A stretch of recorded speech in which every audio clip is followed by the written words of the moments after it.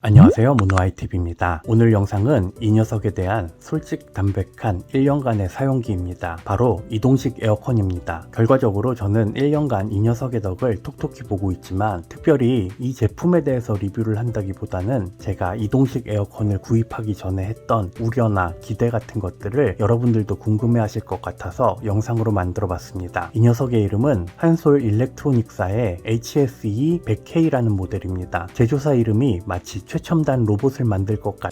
냉방, 제습, 풍속 조절, 풍향 조절, 예약 운전, 먼지 필터 등 저렴한 일반 에어컨들이 가지고 있는 웬만한 기능들은 다 가지고 있습니다. 당연히 리모컨도 있습니다. 그럼에도 불구하고 온라인에서 대략 30만원대 중반 정도에 구매할 수 있습니다. 에어컨 치고 무척 저렴하긴 합니다. 10만원짜리 이동식 에어컨도 보신 적 있는 것 같다고요? 그런 분들을 위해 냉풍기와 에어컨의 차이를 아주 살짝 준비해 봤습니다. 냉풍기는 쉽게 말해서 선풍기 앞에 젖은 타올을 올려놓은 걸 좀 보기 좋게 만든 녀석인데 시원해봐야 선풍기입니다. 반면 에어컨은 냉매를 이용해서 주변 열을 냉각시켜주는 녀석인데 기본적으로 냉장고에 액세서리로 선풍기를 달아놓은 거라고 보시면 됩니다. 지금도 온라인을 보면 에어컨의 정식 명칭이 에어컨디셔너라는 점을 이용해서 마치 냉풍기가 에어컨인 것처럼 판매하는 경우도 있습니다. 지금 보시는 녀석이 제 작업실에 설치된 이동식 에어컨입니다. 결코 작지 않습니다. 보시는 것처럼 설치된 모습이 깔끔하지도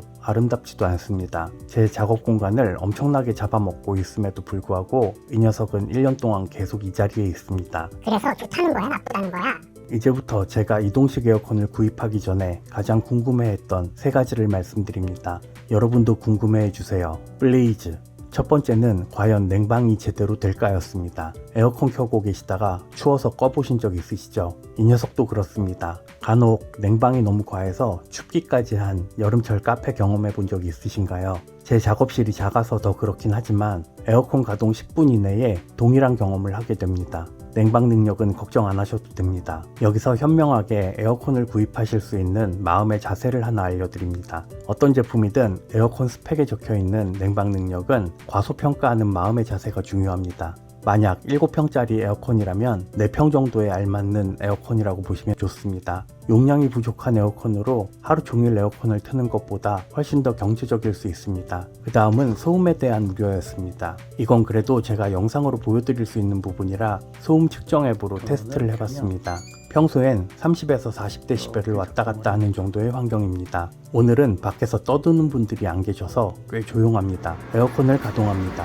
대략 50대 후반에서 60대 초반의 데시벨을 왔다 갔다 하는 정도입니다. 일상에서 생활을 하거나 대화를 하는 데에는 지장이 없지만 촬영을 하거나 녹음을 할 때에는 에어컨을 끄고 작업해야 하는 정도입니다. 소음에 민감한 분들은 이동식 에어컨이나 창문형 에어컨은 구입을 신중히 고려하셔야 합니다. 이동식 에어컨이나 창문형 에어컨은 일반 가정용 에어컨보다는 확실히 시끄럽습니다. 이건 생각해보면 너무 당연한 겁니다. 집에서 사용하는 에어컨은 정작 시끄러운 소리가 나는 실외기가 외부에 있고 선풍기 역할을 하는 실내기만 내부에 있기 때문에 팬 돌아가는 소리 외엔 소음이 없습니다. 너무나 조용합니다. 하지만 이동식 에어컨은 실내기와 실외기를 함께 몰아넣은 녀석이라 분명 더 시끄러울 수밖에 없습니다.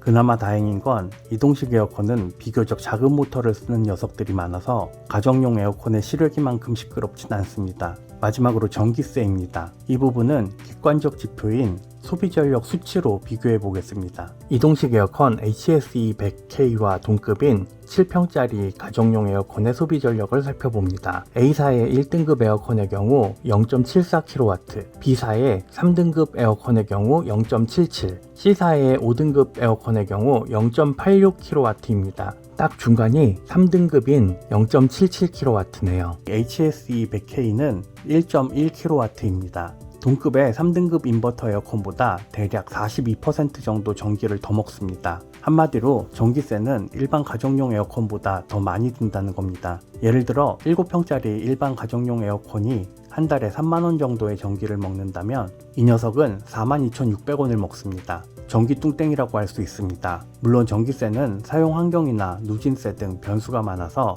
대략적인 예시 정도라고 생각하시면 좋습니다. 마지막으로 이동식 에어컨이라고 해서 선풍기처럼 여기저기 옮기면서 사용할 수 있다고 생각하시는 분들도 계실 수 있는데 그렇지 않습니다. 물론 일반 에어컨만큼 설치하기가 어렵진 않아서 이동을 할 수는 있지만 그래도 배기호스를 연결해야 되기 때문에 이동할 때마다 배기호스도 설치해줘야 됩니다. 번거롭습니다. 더구나 이동식 에어컨은 창문과 가까운 곳에 두어야 합니다. 배기호스를 길게 설치하면 되겠다고 생각하시는 분들도 계시겠지만 배기호스가 길어지면 냉방 효과가 현저하게 떨어질 수 있기 때문에 창문에서 1.5m 이내로 설치하는 것이 좋습니다. 여기까지가 이동식 에어컨 HSE 100K를 구매하기 전에 제가 궁금해했던 것들입니다. 크기가 생각보다 커서 제 자리도 많이 빼앗고 조용하지도 않고 전기 뚱땡이이긴 하지만 그래도 이 녀석이 저에겐 로봇 청소기나 세탁 건조기보다 더 소중합니다. 전 더위가 너무 싫거든요. 하지만 이젠 여름이 겁나지 않습니다. 가끔은 이 조그마한 작업실이 천국처럼 느껴질 때도 있습니다. 에어컨을 설치할 수 없는 환경이거나 애매한 환경에서 이 녀석은 최고의 동반 가전이 되어줄 겁니다. 이상 모노아이TV 인사드립니다.